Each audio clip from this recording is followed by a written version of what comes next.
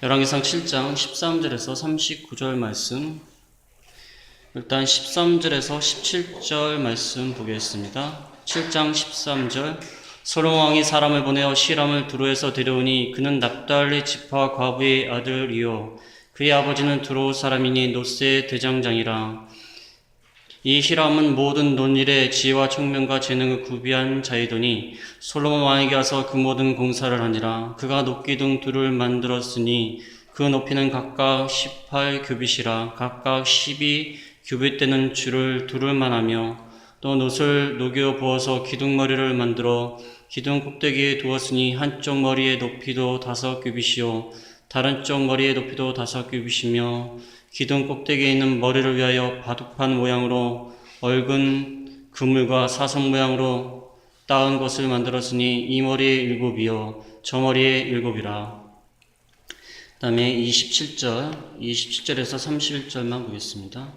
또 놋으로 받침술의 열을 만들었으니 매 받침술의 길이가 4규빗이요 너비가 4규빗이요 높이가 3규빗이라. 그 받침술의 구조는 이러하니 사면 옆 가장자리 가운데에는 판이 있고 가장자리 가운데 판에는 사자와 소와 그룹들이 있고 또 가장자리 위에는 놓는 자리가 있고 사자와 소 아래에는 화환 모양이 있으며 그 받침술에 각각 4 놋바퀴와 노축이 있고 받침술의 4발 밑에는 어깨 같은 것이 있으며 그 어깨 같은 것은 물두멍 아래쪽에 부어 만들었고 화환은 각각 그 옆에 있으며 그 받침술의 위로 들이켜 높이가 1규빗 되게 내민 것이 있고 그 면은 직경 1규빗 반되게 반원형으로 우묵하며 그 나머지 면에는 아래석인 것이 있으며 그 내민 판들은 네모지고 둥글지 아니하며. 열왕기상 7장 13절에서 39절 말씀. 야긴과 보아스. 성전 앞에 있는 두 기둥의 이름이 야긴과 보아스입니다. 오늘 나눠드린 그 그림에 보면 첫 번째 그림은 성전에 대한 전체적인 그림입니다. 그래서 성전 입구 쪽에 오늘 말씀드리는 야긴과 보아스 두 기둥이 있습니다. 그림에 나와 있죠. 야긴과 보아스 두 기둥이 있고 그 안으로 들어가면 처음에는 성소 안에는 금촛대, 그 다음에 진설병상, 그 다음에 또 안쪽으로 들어가면은 지성소가 있습니다. 지성소에 날개 모양으로 한 것이 두 그룹입니다. 두 그룹들이 나와 있습니다. 그 다음에 성소를 둘러서 다락들이 나와 있고, 그 다음에 바깥에 보면은 오늘 말씀드리는 물두멍, 그 물대야입니다. 물대야 5개, 남쪽에 5개, 북쪽에 5개, 이동식으로 되어 있는 물두멍과 받침수레를 볼 수 있습니다. 받침수레 위에 물두멍을 싣고 남쪽 5개, 북쪽 5개, 10개가 보이실 겁니다. 그 다음에 동남쪽에 큰 놋바다가 있습니다. 이것도 물을 담는 대야 같은 것입니다. 이 놋바다가 그 송아지 그림이 보이실 겁니다. 그 송아지 12마리 위에 받쳐 있는 모습. 그 다음에 번제단은 아직 안 나왔습니다. 그래서 그 그림을 보시면 다 아실 겁니다. 두 번째 페이지에는 물두멍 받침수레 10개를 만들었다고 했는데 받침수레와 물두멍에 대해서 그림이 나와 있고, 마지막 페이지에는 기둥, 야긴과 보아스, 성전 앞에 있는 야긴과 보아스 두 기둥에 대해서 그림이 또 나와 있습니다. 그래서 지난 시간까지 왕궁 건축이 7장 1절에서 12절 말씀으로 중간에 삽입이 되어 있습니다.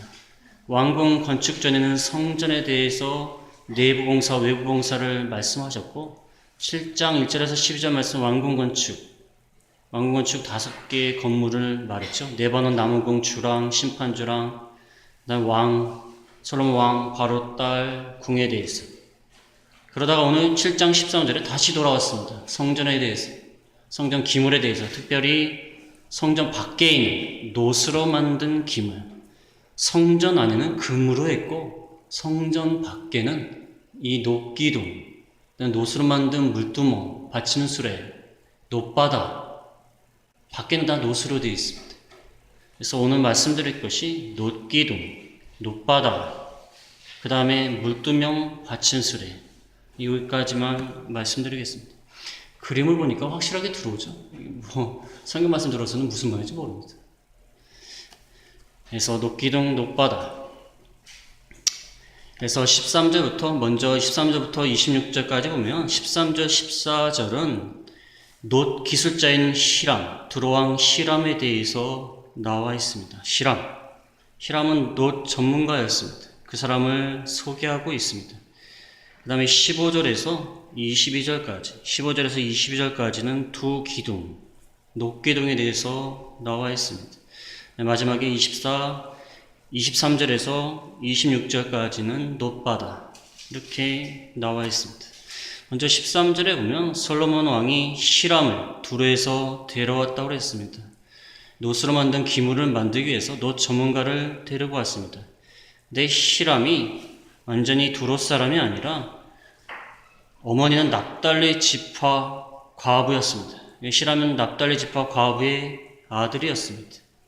그래서 정확히 말하면 반 이스라엘, 반은 두로 사람이고 반은 이스라엘 사람이라고 할 수 있습니다.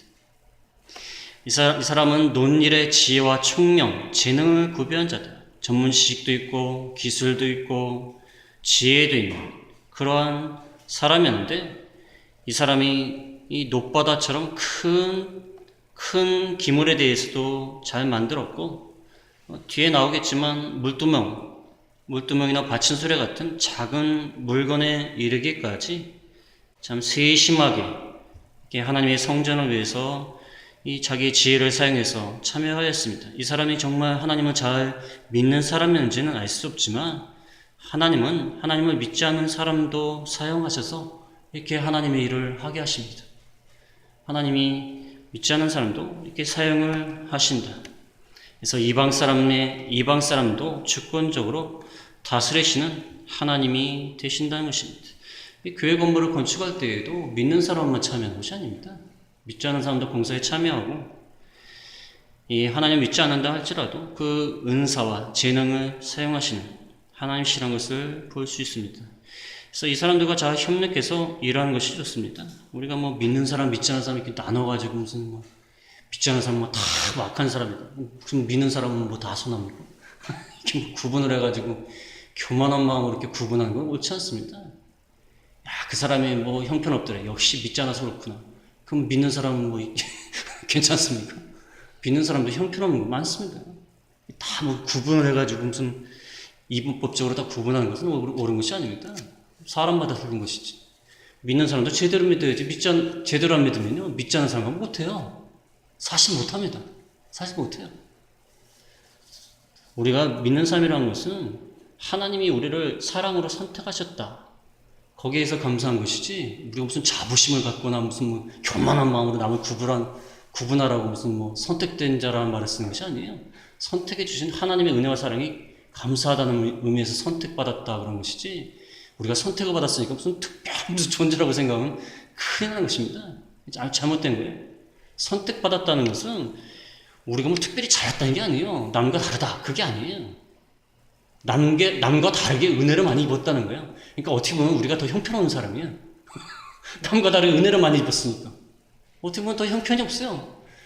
제가 목회를 해보니까 믿지 않는 사람보다 믿는 사람이 형편없는 사람이 더 많아요. 저를 비롯해서 믿지 않는 사람보다 형편없어요, 사실. 그러니까 하나님이 선택하신 것 같아요. 하도 불쌍하니까. 무슨 자부심이나 교만 가지라고 해서 무슨 믿는 사람이다, 무슨 선택받았다, 헛소리입니다. 그런 말씀은 안 돼요. 하나님이 자비와 긍휼이 위대하신 것이지 무슨 우리가 특별해서 선택한 것이 아니에요. 어떻게 보면은 특별히 하나님 앞에 선택받을 수밖에 없는 부족한 사람이기 때문에 선택하셨는지도 몰라요, 사실. 어떻게 보면. 아무튼 이 하나님을 믿지 않는 사람이지만 하나님이 사용하셨고, 솔로몬은 또 잘 협력을 하였습니다. 우리가 믿지 않는 사람과 협력을 잘하는 거 좋습니다. 협력을 잘하고 좋은 관계를 지내고 차별 없이 대하고, 이것이 중요합니다. 녹기둥을 만들었다. 15절에 녹기둥 둘을 만들었는데 높이가 18규빗, 18규빗은 8m, 약 8.1m. 12규빗 되는 줄로 둘렀다는 것은 둘레가 5.4m. 5.4m면 굉장하죠? 한 5사람이 이렇게 손을 뻗어가지고 둘러야지만이 될 수 있는 이 둘을 만들었다. 그 다음에 16절에 보면은 녹기둥 위에 기둥머리를 만들었다. 여러분 그 큰 그림, 성전에 나오는 큰 그림에 그 앞에 있는 기둥에 보면은 기둥머리가 보이실 겁니다. 기둥 위쪽에 머리를 만들어서 꼭대기에 두었다. 기둥머리는 5규빗씩 됐다고 했어요. 5규빗. 5규빗인데 19절에 보면은 5규빗 중에 위에 있는 4규빗은 백합화 모양으로 만들었다. 위에 있는 4규빗은 백합화 모양. 나머지 1규빗은 뭐라고 했냐면 1규빗은 거기 17절에 보면 기둥 꼭대기 위에 머리로 하여 바둑판 모양의 얽은 그물, 이 그물 모양으로 바둑판 모양의 그물 모양으로 만들었고 사서 모양으로 따은 것을 만들었다. 그래서 각각 7개씩 그물 모양을 만들었다. 그 그물 위에다가 18절에 보면 2줄 석류를 그물 위에 둘렀다. 석류 모양의 노쇠로 된 석류 모양을 기둥머리 그 그물 위에다 둘러서 장식을 했다는 것입니다. 그물로 된 곳에 노쇠로 만든 석류 모양을 2줄로 두르게 하였다. 그래서 그림에 보면 그물 모양이 보이죠. 그 위에는 백합화 모양, 아래쪽은 석류 2줄 그물 모양, 위쪽은 백합화 모양, 이렇게 만들었습니다. 그 다음에 20절에 보면 두 기둥머리에 있는 그물견 그 그물이 공같이 둥근 것으로 돌아가며 각기 석류 200개, 한 기둥에 200개씩 석류를 그 그물 위에 둘렀다는 것입니다. 그물 위에 석류를 2줄로 200개씩 둘렀다는 것입니다. 그래서 기둥이 있고 기둥의 맨 위쪽에서 4규빗은 백합화 모양, 그 밑에 그물 모양, 그 다음에 석류 2줄을 둘렀다는 것입니다. 물론 자세하게 정확히는 알 수 없습니다. 뭐 그렇게 중요한 것도 아니고. 그 다음에 이 두 기둥은 뭐라고 불러냐면 21절에 보면 이 두 기둥을 성전의 주랑 앞에 세우되 오른쪽 기둥을 야긴, 왼쪽 기둥을 보아스, 오른쪽이라고 했지만 오른쪽은 남쪽을 얘기합니다. 야긴은 남쪽, 보아스는 북쪽. 두 기둥 보이시죠? 야긴과 보아스. 남쪽에 있는 거, 밑에 있는 게 야긴, 위쪽에 있는 게 보아스. 야긴이라는 것은 무슨 뜻이냐면 저가 세우려, 하나님이 세우신다. 기둥 이름을 야긴이라 만들어 놓고 하나님이 세우신다. 이 성전은 누가 세우느냐? 하나님이 세우신다. 뭐 인간이 만든 것 같죠? 소돔이 지혜를 사용하고 다윗이 열심히 재료를 준비하고 히람왕 또 데려와가지고 많은 재료를 사용해서 지혜를 사용해서 한 것 같지만 그 성전 앞에 기둥을 딱 세워놓고 하나님이 세웠다. 하나님이 세우리라. 하나님이 세웠다는 것입니다. 그 다음에 옆에 보아스는 그에게 능력이 있다. 그에게 능력이 있다. 하나님이 하셨고 하나님의 능력으로 된 것이다. 이 성전이 너희가 한 것이 아니다. 우리도 아파트 산 다음에 이렇게 하면 좋겠어요. 아파트 딱 산 다음에 보아스와 야긴이라고 딱 써놓으면 좋겠어. 벽에다가. 이거 하나님의 능력으로 하나님이 이 아파트를 사게 하신 것이다. 아니다. 내가 열심히 저축해서 산 것이다. 내가 뭐 대출을 얻어서 산 거다. 뭐 이제부터 갚아 나가야 된다. 그게 아니라 이 아파트 사느라고 얼마나 힘들었는지 모른다. 발품팔이 많이 했다. 그게 아니라 하나님이 세우셨다. 하나님의 능력으로 된 것이다. 보아스 야긴. 기둥은 세울 수 없지만 글자라도 써놓은 게 좋겠어. 보아스 야긴. 마음속으로라도 보아스 야긴. 하나님이 세우시고 하나님의 능력으로 된 것이다. 집을 짓는 자가 아무리 수고해도 하나님이 짓게 하셔야 돼요. 하나님이 짓게 하셔야 돼요. 하나님이 세우셔야 됩니다. 하나님이 세우지 않으면 아무 소용이 없어요. 아무리 인간이 열심히 하고 지혜를 사용하고 능력을 사용하고 재주를 다 부려도 하나님이 세우셔야 돼요. 그래서 야긴과 보아스를 세웠다. 22절은 뭐 같은 말입니다. 백합화 형상이 꼭대기에 있었다. 그 다음에 끝나니라. 23절부터 바다입니다. 바다라고 왜 그러냐면 물을 하도 많이 담았기 때문에 바다와 같다고 해서 바다입니다. 바다. 이름이 바다예요. 높바다. 직경이 10규빗 4.5m라고 합니다. 모양이 둥글고 거기다 이제 물을 넣겠죠.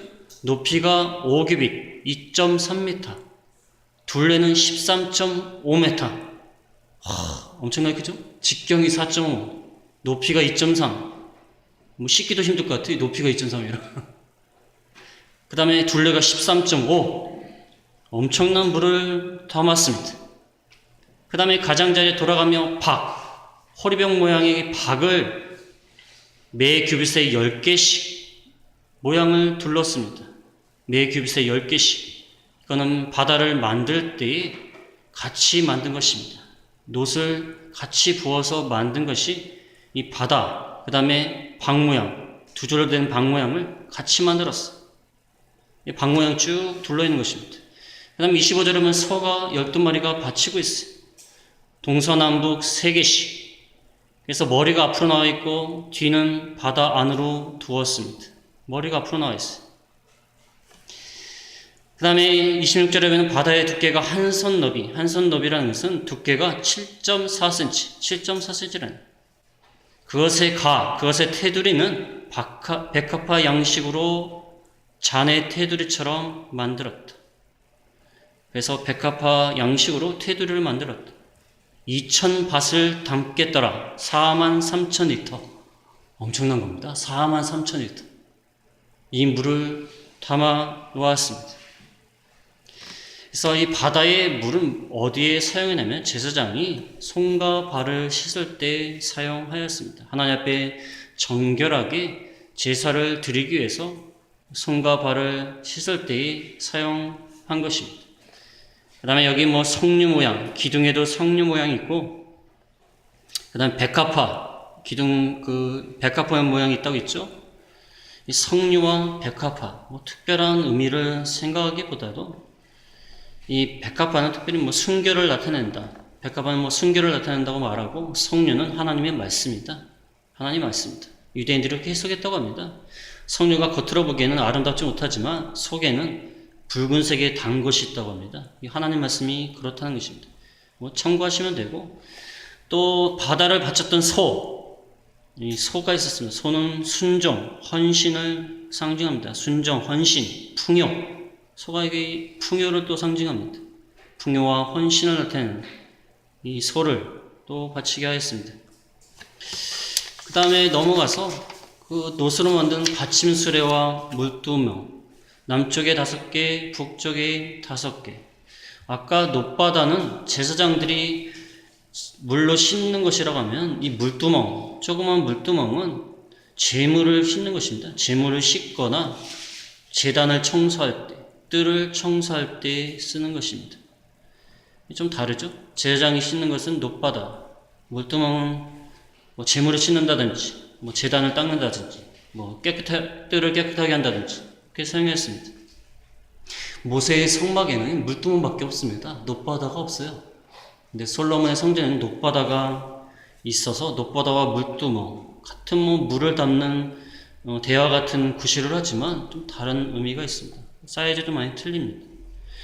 그래서 놋으로 만든 그 물두멍을 받치고 이동하는 것이 받침수레예요. 여러분 두 번째 그림에 보시면 받침수레가 나옵니다. 바퀴가 달린 사각형의 모양의 물두멍을 담고 그 다음에 그 바퀴 4개로 이동할 수 있게 만든 것이 이 받침수레입니다. 그래서 27절에 보면 받침수레 열을 만들었다. 그래서 길이가 4규빗, 너비가 4규빗, 높이가 3규빗. 그다음에 28절에 보면 사면역 가장자리라는 것은 그 사각형으로 된 모양의 그 네 면을 얘기합니다. 네 면에 그 틀이 있는데 틀에다가 판을 끼워가지고 사각형 모양으로 만들었습니다.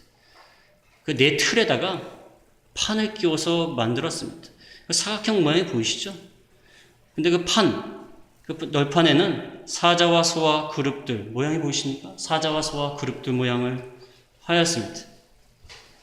사자와 소 그룹들 모양을 하고 그 밑에는 화 모양, 꽃 모양으로 또 새겼습니다.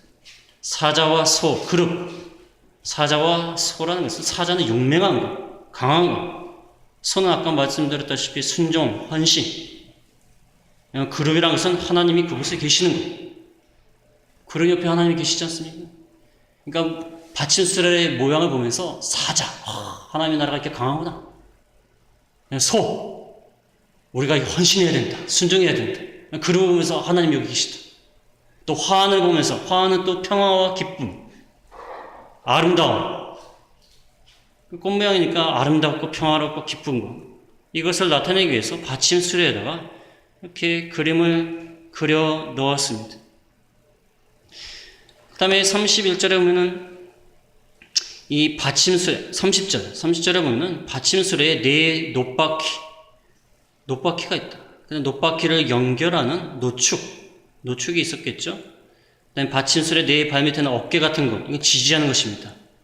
받침술에를 물두멍을 지지하는 것을 물두멍 아래에 부어서 어깨 같은 것을 만들었다. 이 지지하는 거예요. 물두멍을 담아야 되니까 지지하는 거예요.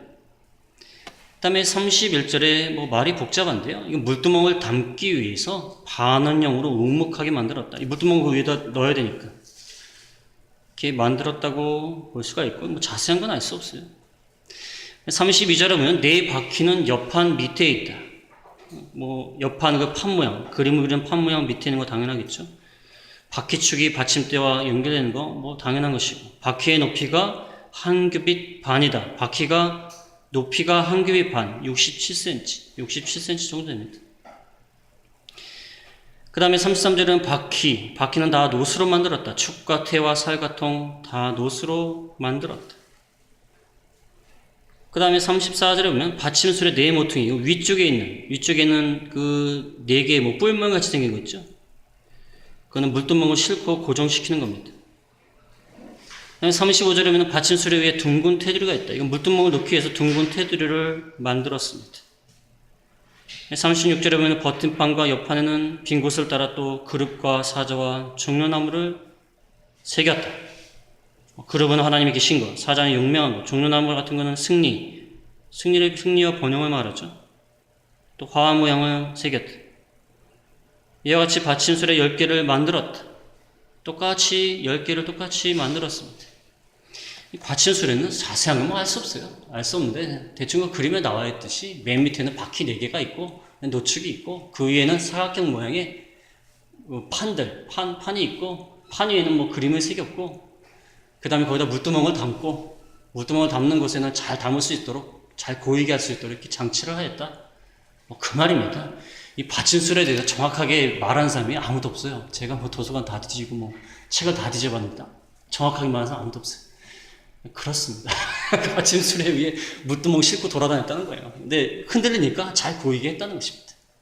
그렇게 아시면 됩니다. 그 다음에 그 받침술에 위에 있는 물두멍 10개를 또 노수로 만들었죠. 받침술에 하나에 해당 물두멍 하나씩 이렇게 실는 것입니다. 물두멍마다 각각 40밭은 880리터래요. 880리터를 담게 하였다. 아까 높바다는 43,000. 높바다는 굉장히 큽니다. 근데 물두멍은 좀 작아요. 많이 작습니다. 물두멍의 직경은 4규빗. 그 다음에 받침술에 하나에 하나씩 있더라.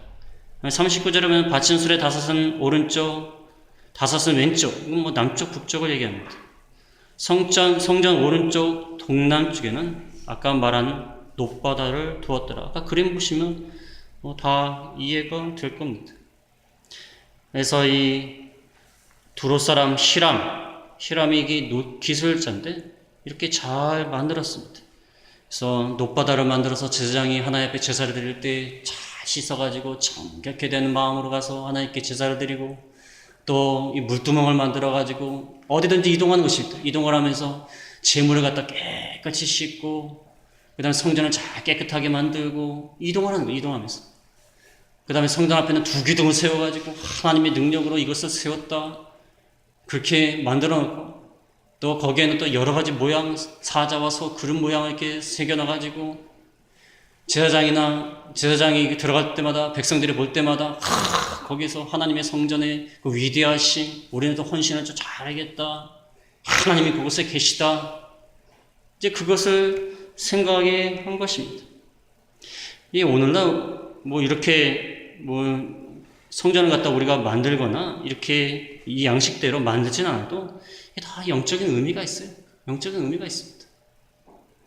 그래서 우리가 우리 자신이 성전인데 이 하나님과 교제할 때 하나님 앞에 나갈 때 우리가 어떻게 나가야 됩니까? 높바다 물동멍에서 깨끗이 씻어 나가야 돼요. 하나님 앞에 나가는데 후지후지하게 나가면 되겠습니까?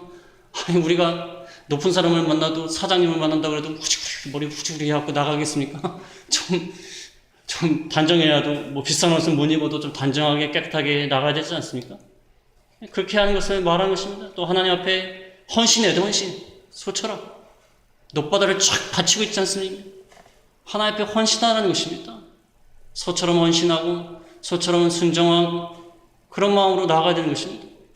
우리가 하나님 앞에 헌신하지 못해요. 헌신을 해야 된다. 그 다음에 기둥과 같이 우리의 모든 일 가운데 우리가 이만큼 서 있는 것, 우리가 이만큼 생활하는 것, 우리가 이만큼 우리의 삶을 유지하는 것, 다 약인과 보아스 하나님이 하신 것이다. 우리의 성전이 이렇게 서 있는 것, 우리 자신이 이렇게 살아있는 것, 하나님을 섬기는 것, 우리의 삶을 사는 것, 다 약인과 보아스예요. 하나님의 능력으로 우리가 되는 것입니다. 건물 가운데 기둥이 없으면 어떻게 하겠습니까? 요즘 뭐 기술이 좋아져서 기둥이 많이 없지만 옛날 건물도 보면 기둥 많습니다. 기둥이 많아가지고 옛날 기도원에서 예배드릴 때 보면 목사님이 안 보여요. 기둥이 가려가지고 안 보이고 그랬는데 기둥이 없으면 집이 어떻게 서겠어요? 하나님이 우리의 기둥이 되시는 거예요. 우리를 세워주시고 우리를 인도해 주시고 우리를 받쳐주시는 그런 하나님이 되신다는 것을 우리가 깊이 깨달아야 되는 것입니다. 그 다음에 또 하나 말씀드릴 것은 이 히람과 같이 히람이 얼마나 이 세심하게 이 잘 성전을 만들었습니까? 이게 하나님을 믿지 않는 사람들도 물론 뭐 돈을 받고 하는 것이니까 열심히 했겠지만 그래도 하나님 믿지 않는 사람들이 이렇게 열심히 했지 않습니까? 우리가 하나님의 성전을 잘 지어나가야 돼요. 오늘날 성전을 잘 지어나가야 돼요. 우리 자신 성전 아니에요. 성전을 잘 지어나가야 됩니다. 성전을 잘 지어나갈 때 마치 히람이 자기 기술을 사용해서 아주 문양을 아름답게 새겨놓고 또 기술을 사용해가지고 치수에 딱 맞게 정확하게 하였듯이 우리도 성전을 건설해 나갈 때 우리 자신을 건설해 나갈 때 정성을 들여야 돼. 정성. 우리 자신의 성전을 지금 건축하지 않습니까? 어저께 뭐라고 말씀드렸죠? 공사 중이다. 우리 다 지금 공사 중이에요. 하나님의 성전을 지금 건축해 나가고 있는데 재료를 갖다 잘 사용해야 돼요. 정성을 들여야 돼요. 정성을 들여서 성전을 건축해야 됩니다. 그래서 우리의 성질, 못된 성질도 좀 고치고 우리가 나쁜 마음을 가는 것, 그것도 좀 고치고 우리가 나쁜 행실, 그것도 좀 고치고 그게 다 성전을 건축하는 것입니다. 하나님의 일에 헌신하는 것, 그것도 성전을 건축하는 거예요. 정성스럽게 해야 돼요. 정성스럽게 하고 질서 있게 하고 정교하게 하고 자기 은사를 잘 사용해서 해야 되고 우리가 그런 것이 있어야 됩니다. 우리가 믿은 지 오래됐는데 성전을 대충 건설해가지고 우리가 운전하고 가다가 공사 중이면 계속 공사 중이면 무슨 말 하죠? 한국 사람들? 무슨 말이에요? 아직도 공사하냐? 아직도 도대체 뭐라고서 아직도 공사하냐 그러지 않습니까? 우리가 지금 아직도 공사하고 있어. 아직도 오래 믿었는데도 아직도 그 모양이에요. 아직도 저도 목회했는데 목회한 지 오래되진 않았지만 아직도 그 모양이에요. 아직도 그게 문제야. 그게 지난 세월을 봤을 때는 성전이 벌써 완성돼야 되는데 아직도 그 모양이야. 아직도 그러니까 우리가 다 부족한 줄 알아야 됩니다. 누굴 욕할 것도 없고 비방할 것도 없습니다. 우리 자신이 성전을 잘 건축하고 정성스럽게 건축하고 그래서 하나님 보시기에 참으로 아름다운 그런 성전을 우리가 건축해서 하나님 앞에 인정받는 저희가 다 되겠습니다.